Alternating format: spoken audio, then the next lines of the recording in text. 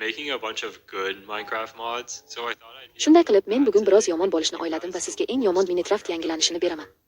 Boshlash uchun men Minecraftga hunarmandchilik animatsiyalarini qo'shdim. Bunday hunarmandchilik irrealdir. Endi biror narsa yasaganingizda, avval ushbu animatsiyani tomosha qilishingiz kerak. Bu yerda siz hunarmandchilik stolining yonidagi asboblarni olasiz. Ular ishlashiga ishonch hosil qilish uchun ularni sinab ko'ring. Barcha kerakli narsalarni joylashtiring va keyin ularni birma-bir mashaqqat bilan yiging. Va hatto avtohunarmanddan foydalanish haqida o'ylamang, chunki endi bu shunchaki xorijiy mamlakatda siz uchun narsalarni yasashga majbur bo'lgan chaqaloq qishloq. Baribir o'zingizni asboblar va boshqa narsalarni olib tashlashingiz to'g'ri keladi. Ammo endi o'zingizni o'choqqa tomir tashlayotganingizni tomosha qilishingiz kerak. Va buyumlarni olish uchun pech qolqoplarini kiying. Bolga bilan biror narsani tuzatish endi o'zingizning bo'lgani urayotganingizni tomosha qilishni anglatadi. Elementni yo'qolgan har bir chidamlilik uchun bir marta. Lekin men yaxshi yigitman, shuning uchun siz sehr qilsangiz, faqat sehrli mavjudotni tomosha qilishingiz kerak. Avval sehrli stol kitobining har bir sahifasini o'qing va izohlang. Men aslida juda yaxshi odamman, shuning uchun animatsiyalarni tezlashtirish uchun haqiqiy pul to'lashga ruxsat beraman. Garchi mensiz ham haqiqiy soliq to'lashingiz kerak bo'ladigan qilib qo'ygan bo'lsam ham. Yilda bir marta bu soliqchilarning barchasi sizning soliqingizni yegish uchun yangi irs binosidan chiqadi. Bu shuni anglatadiki, siz ushbu yangi kompyuterni yaratish orqali qancha zumrad qarzdorligingizni aniqlashingiz kerak bo'ladi. Va katta raqamlar ko'p bo'lgan elektron jadval o'lchamiga kirish uchun uni bosing. Sizning maqsadingiz bu yerda eng kichik sonni topishdir. Va men jismoniy o'lcham haqida gapiryapman. Shuning uchun agar siz kichik katta sonni topsangiz, masalan 900 ming, lekin u faqat bir blok kengligida bo'lsa, bu hali ham katta kichik sondan yaxshiroq, masalan 14, lekin u 6 blok kengligida. Men oyinga sotish soligini ham qo'shdim, yana 12 ta zumrad o'rniga. Olmos ketmon 12,5 zumradga tushishi mumkin. Va hisob kitobni osonlashtirish uchun men 100 dan bir qismdan boshlab zumradning 99 100 dan bir qismigacha bo'lgan hamma narsani qo'shdim. Tobora o'zgarishga ega ekanligingizga ishonch hosil qilish uchun. Siz bir qishloqqa zumrad berishingiz mumkin va ular siz uchun zumrad 100 dan bir qismga bo'lib berishadi. Ammo xuddi haqiqiy hayotdagidek. Siz ularning sizga nima berishini nazorat qila olmaysiz. Shuning uchun yoki ular sizga 30 xil tanga berishlari mumkin. Va inventaringizda bu mayda pullarning bo'lishi biroz yoqimsiz. Shunday qilib, bu muammoni hal qilish uchun men Minecraftga uysizlikni qo'shdim. Agar qishloq aholisining uyi vayron bo'lsa, ular ko'chalarda uxlashga majbur bo'lishadi. Agar mehribon begonachi ular uxlashi uchun o'rindiq qo'ymasa. Buning yagona muammosi shundaki, u yaqin atrofdagi uylarning mulk qiymatini pasaytiradi. Shunday qilib, uy egasi bo'lgan qishloq aholisi o'rindiqlarni bulab qo'yishadi. Uysizlikka qarshi arxitektura o'rindiqlari o'rtasida relslar bilan.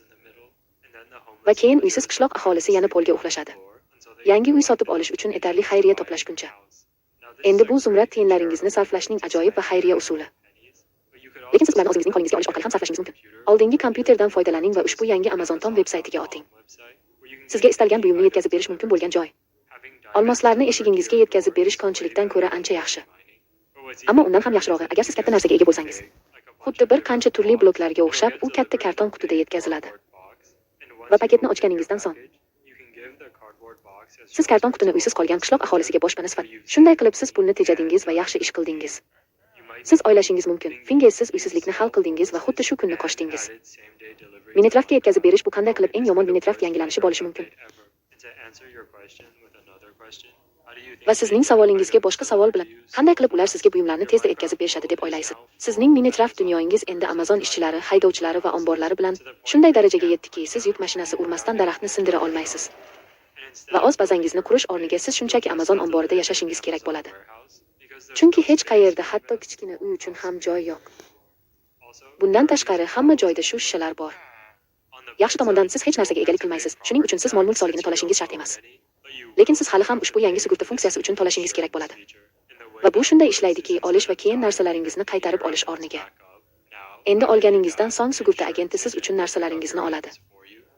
Va keyin siz ularni qaytarib olish uchun sug'urta kompaniyasiga borishingiz mumkin. Xo'sh, aslida avval siz shunga o'xshash telefon yasashingiz va qo'ng'iroq qilishingiz kerak. Sug'urta kompaniyasiga uchrashuv belgilash uchun. Lekin bir necha soat kutishdan oldin emas. Lekin keyin sug'urta kompaniyasi sizning narsalaringizni qaytarib beradi.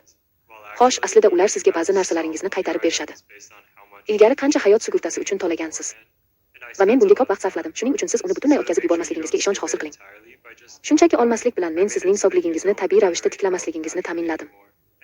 Va buning o'rniga siz ushbu yangi kasalxona tuzilishiga borishingiz kerak bo'ladi. U yerda ular sizga 10 minglab zumradlar evaziga bir nechta yuraklarni qaytarib berishadi. Yaxshi tomondan siz soatiga bir necha zumrad to'laydigan hamshira bo'lib ishga joylasha olasiz.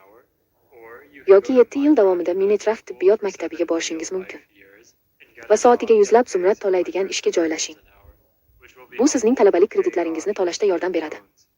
Men allaqachon hunarmandchilik animatsiyalari bilan hunarmandchilikni buzdim.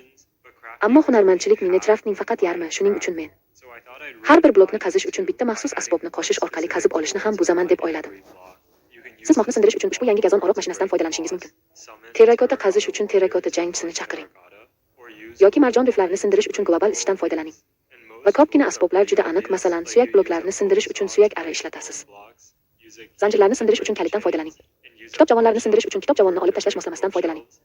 Ammo agar buni eslab qolish siz uchun juda qiyin bo'lsa, men ham o'ziga xos samaradorlik jozibalarini qo'shdim. Har bir blok uchun, shunda siz hozir mumlangan oksidlanish qirrali mis samaradorligi 3 kabi sehrlarni olishingiz mumkin. Ammo sehrlarni olish hali ham tasodifiy, bu unchalik yaxshi emas. Ayniqsa animatsiyani ham kutishingiz kerak bo'lgani uchun. Qilichlar jang uchun juda yaxshi, lekin biz ularni hayvonlarga ishlatmasligimiz kerak.